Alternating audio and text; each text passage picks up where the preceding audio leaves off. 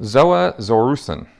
A lot of the techniques used by Hubbard and later by Miscavige seem to blur the line between mind control and aggressive PR techniques.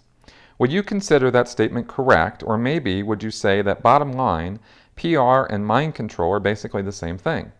And on that train of thought, given you lean toward answer B, could it also be said that somehow corporations, states, and maybe even professional corps and association could also be considered cultish? When it comes to aggressive PR techniques or the things that PRs do in order to change or influence public opinion, the line can get a little gray or a little blurry between that and exerting undue influence or deception or using deceptive methods to convince people to do things.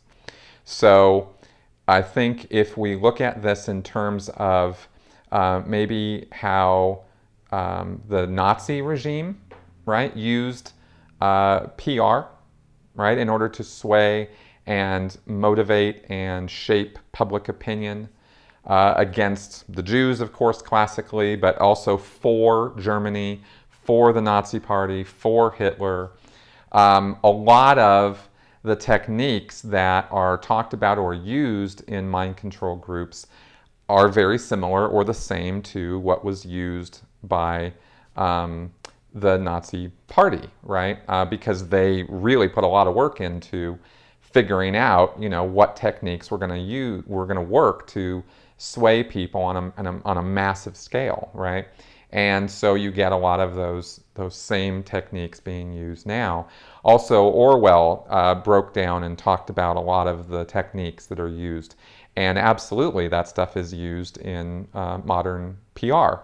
For example, I've talked about propaganda by redefinition of terms. You get a word and you get people to start thinking that word means something different than what it normally means, and you get them to change their views about a thing based on that. And of course, Orwell talks about in 1984 very extreme examples of that. Freedom is slavery. Ignorance is strength, or those kind of things, right? So you change these words around, and of course Scientology is all about that. There's all kinds of redefinitions of words, and I've documented how Hubbard said that is a good thing to do and something that Scientology should be engaged in, when it absolutely is a destructive mind control technique, but it's used in PR. So I think that those two things come together in many different ways. I don't know that anybody's doing that in order to sell cereal, but I think you see a lesser version of that in some of modern advertising and advertising techniques and whatnot. So it becomes undue influence, I think. If I was going to draw a line in the sand and say, okay, here's where it's acceptable and here's where it's not, it's at the point when you're using it deceptively, when a person is not aware of the fact that they're being advertised to or PR'd. Somebody walks into a Dianetics Center or a Church of Scientology and they are told that this information that they're being given is scientific in nature and is scientifically proven to be valid, right? Like this purification rundown nonsense that they push off on people, saying drug toxins are lodged in the fatty tissues of their body and this is scientifically proven. Well, now you're lying to somebody, right? And you're giving them completely false information in an effort to get them to buy something, right? You've crossed a line there. That's unacceptable. And you create in that person's mind this idea that the toxic materials are purposefully being put there, by the big bad corporations and whatnot, and you get this whole us versus them thing going, and it's very easy to cross lines with this. This same thing goes on everywhere. It's not just in destructive cults that do this, though. So in terms of whether I think that businesses or corporations or things like that get into this, absolutely, no question about it. It's not even a question, really. Do they? Yeah, of course they do.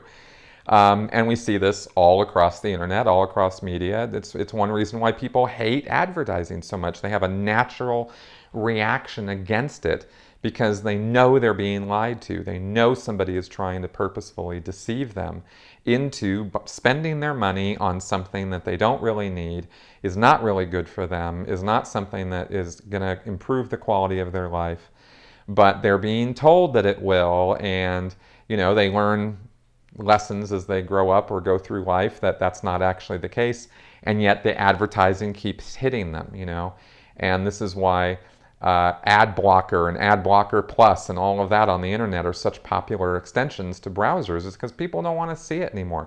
They hate advertising because it's all mostly, there's so many deceitful statements made in advertising that you just can't really trust it anymore. So that, is sort of the back and forth on advertising, PR, and mind control.